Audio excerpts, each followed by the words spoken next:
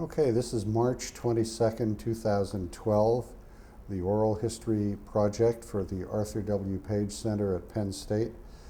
We are at the Grand Hyatt in New York and speaking with Ray Jordan, Vice President for Public Relations and Corporate Communications for Johnson & Johnson. Ray, if students always like to know how successful people got where they are.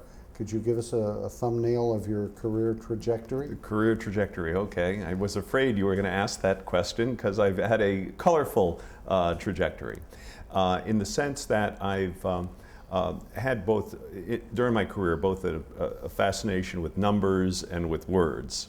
And it was only over time that I actually started bringing those together in the public relations, public affairs area, and found that kind of the analytical work on the business side was actually helpful to being able to frame messages on behalf of an enterprise and to be able to focus on the messages. And also to some extent being able to drive the messages with senior leadership. So my route, given that, was that I had begun some work as a math major, didn't want to pursue finally a degree in mathematics, took a break and went back to a passion that I had, which was journalism.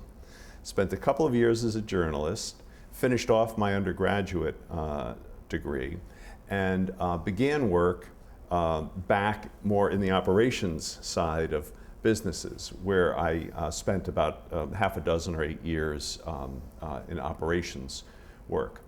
Worked for them in operations and increasingly missed the engagement with the media, with the press, with all the things that I had experienced earlier and that were more on the language than, let's say, the analytical side of the equation. So in a big company, I was able to gravitate my way into the public affairs organization. I did some policy research work and then migrated into more responsibilities in the classic communication area. So it took me a good 20 years to make my way over to the work that would then form the back half now of my career, which has been in public affairs.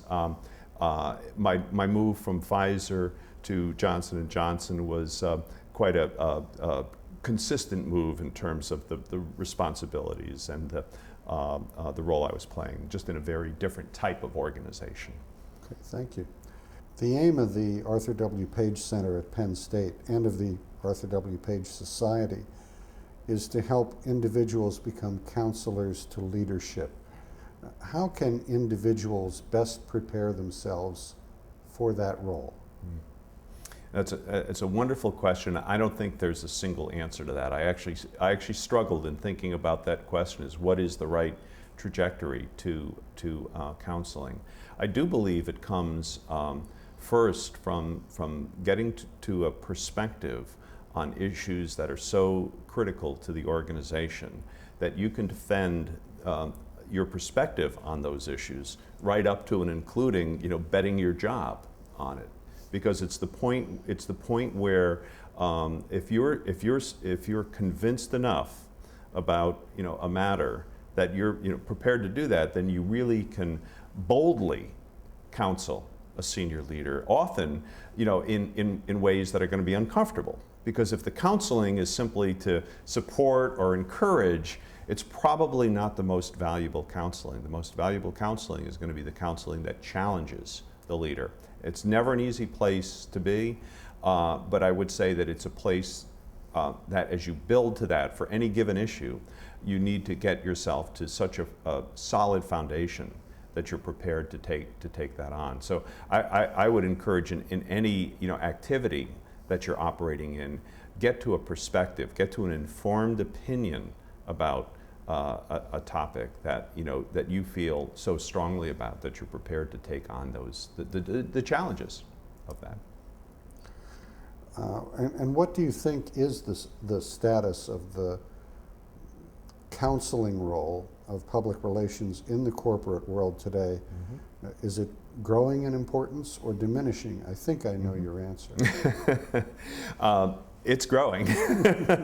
And in fact, organizationally, for us over the last few years, what we've seen is the strongest model for us in terms of organizing the function is to be sure that at all of the senior levels of the function that we have a very tight alignment between a communication leader and a business leader who has a similar portfolio of audiences and issues, right? So that you establish a close link between a communicator and the individual with a comparable remit, right? So for me, in my role, it's the CEO, chairman, same or different person, right? And the same portfolio that makes up their day, the same portfolio that keeps them restless is the portfolio that I'm dealing with. For somebody working with our pharmaceutical group leader, that's a one-to-one linkage with the same portfolio.